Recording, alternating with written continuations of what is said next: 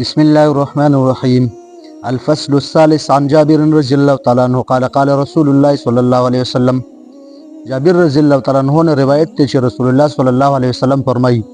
من مات علی وصیت، څوک چې وفات شو په وصیت باندې، مات علی سبیل و سنت، نو دې مړ شو سبیل او سنت، دا دوانه چې دي دا لفظ مترادف دي او د دې معنی چې دا واحده ده، یعنی دوانه لفظ مترادف دي معنی د دوی یو ده. مات علی سبیل دې مړ شو په سبیل لب راه مستقیم باندې،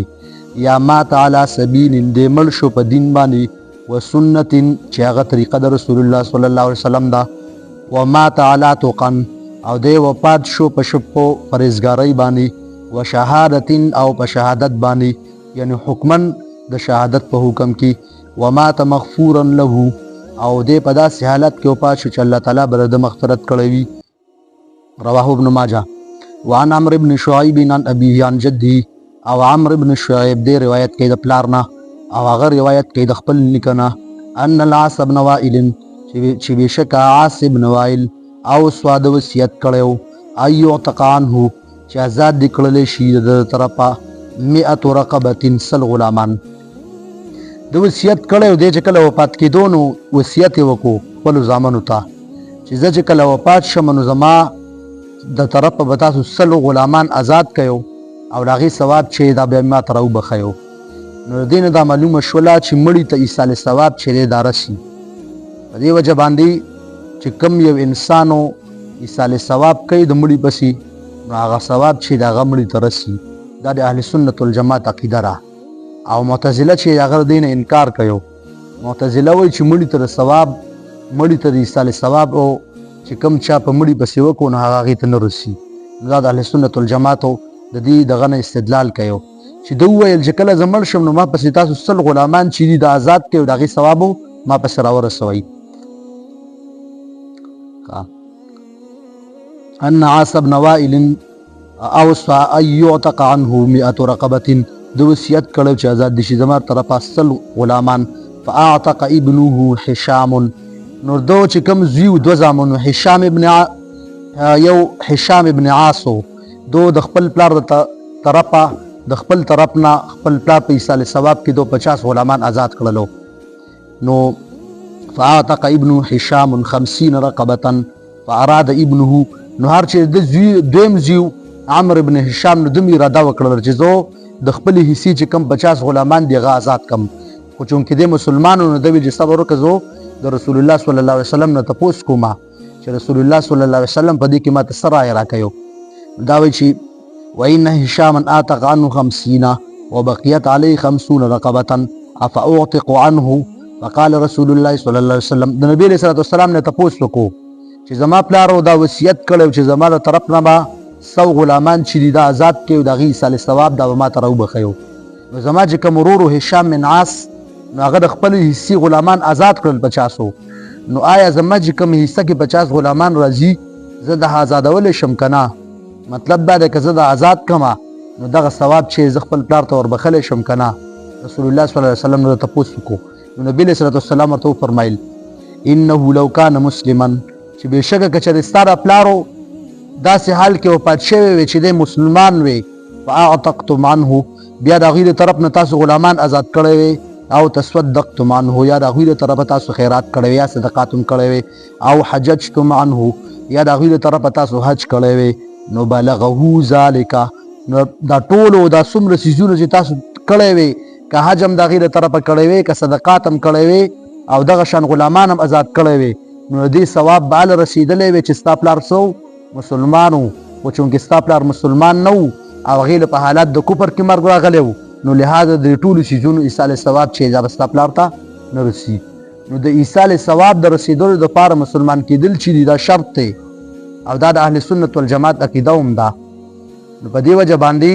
هر انسان چې مسلمان وي او دته به د ایصال ثواب د ده پسې چا خیرات وکړو صدقات یې ورپسې وکړو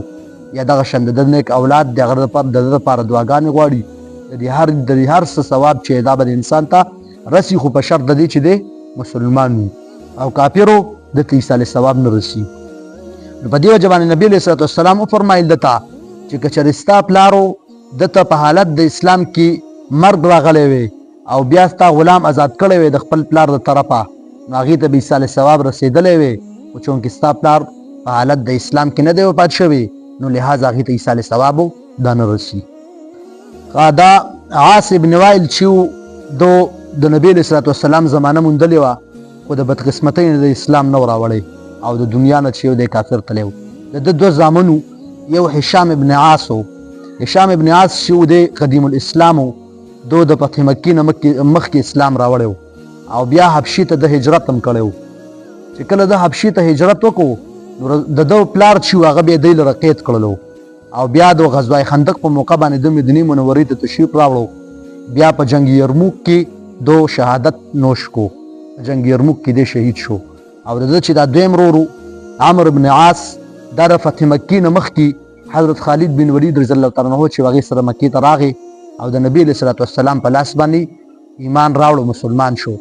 دی فاتح مصر و. رسول الله صلی الله علیه وسلم به د مصر گورنر جوړ کو او د نبی علیه صلات وسلام نفس د ابوبکر صدیق رضی الله تعالی عنه په دور کې دی هم گورنر و او د حضرت عمر رضی الله تعالی عنه په دور کې دی هم گورنر و د مصر او حضرت امیر معاویه رضی الله تعالی عنه په دور کې دی هم گورنر و. یعنی دغه درې څلورو دورونه چې په دې کې د مصر گورنر و. بیا د په 43 هجري کې د 99 سال په عمر کې د وفات شوی و. دا مختصر غونته کې حالات د دې رویانو دی. وعن انس رضی الله تعالی عنه قال قال رسول الله صلی الله علیه وسلم، او د حضرت انس رضی الله تعالی عنہ روایت ته چې رسول الله صلی الله علیه وسلم فرمایي: من قطع میراث وارثه، چا چې کټ کو د یو وارث میراثو، چا چې یو وارث د میراث نه محروم کو، قطع الله میراثه من الجنه یوم القیامه، د قیامت په ورځ باندې الله تعالی دا انسان د میراث نه محروم کی. د وارثو د میراث نه محروم کول د دې څه مطلب دی؟ نو دې مطلب دا دی چې بالفرض یو پلار دی هغه د زوی نه انکار وکړي چې دا زوی زما نه دی، یا یو کس دی د ورور نه انکار وکړي چې دا ورور زما نه دی، یا یو داسې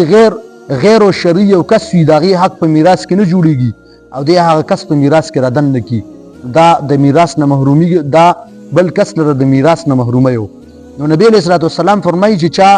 یو کس د میراث نه محرومه کو، د قیامت په ورځ باندې الله تعالی دغه انسان د جنت د نعمتونو نه محروم کی. وسو صاحب مشکات په ابتدا کې انما الاعمال بالنیات نه شروع کړی وه او دې ځای کې من قطع میراث وارثه قطع الله میراثه من الجنة یوم القیامة. دوانو حدیثونو کې ربط څه دی؟ صاحب مشکات شروع وکړه انما الاعمال بالنیات کې، په دې کې دې خبرې طرف ته اشاره وه چې ګورې خپل نیت دا درست کا، که نیت درست نه کوو نو ګورې به تا ته بیا په اعمالو باندې پوره ثواب چې دا نه میلاویږي. نبی علیه صلات وسلام فرمایي انما الاعمال بالنیات، ټولو اعمالو دارومدار چې دا په نیت باندې دی، تا چې د څه شي نیت وکړو تا ته به هغه څیز میلاویږي. نو هلته صاحب مشکات رحم الله ابتدا کړی و په انما الاعمال بالنیات باندې چې خپل نیتو درست کا. نو هلته هغې کې د نیت اصلاح طرف ته اشاره وه او په دې حدیث کې اشاره ده د نیت فساد طرف ته چې ګوره که چېرې تا په نیت کې فساد راوستو او یو وارث دې د میراث نه محرومه کو یا یو غیر وارث ته رادن نه کو په میراث کې، نو څنګه چې تا د هغې د میراث نه محرومه کو، الله تعالی به د قیامت په ورځ باندې تا د جنت دو نعمتونو نه محرومه کی. الله رب العزت دې زمونږ دا ختم په خپل دربار کې قبول او منظور کی او زمونږ نه چې کومې غلطیانې شوي دي که هغه په عبارت کې دي که په ترجمه کې، الله تعالی دې موږ ته د هغې معافي وکړي او الله تعالی دې موږ له قرآن او حدیث باندې سمج او پوهه راکړي. واخر دعوانا ان الحمد لله رب العالمین. مبارک شئ.